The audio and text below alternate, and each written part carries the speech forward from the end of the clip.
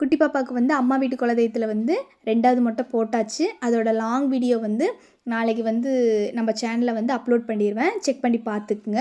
அப்படியே ஈவினிங் மேலே பார்த்தீங்கன்னா முட்டை வந்து அடை வச்சிட்டோம். 2 மந்த்ஸ்க்கு மேலே வந்து ஆச்சு முட்டை அடை வச்சு. சம்மர் டைம் கட்டி அடை வைக்கல.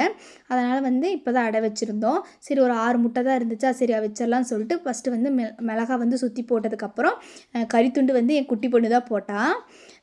நார்மலாக வந்து பொரிக்கிறதுக்கு வந்து ஒரு 21 நாள் ஆகும். பார்க்கலாம் 21 நாள் கழித்து வந்து எவ்வளோ முட்டை வந்து பறிச்சிருக்குது அப்படின்னு சொல்லிட்டு நான் வந்து வீடியோவில் வந்து உங்களுக்கு காட்டுறேன் 21 நாள் கழித்து.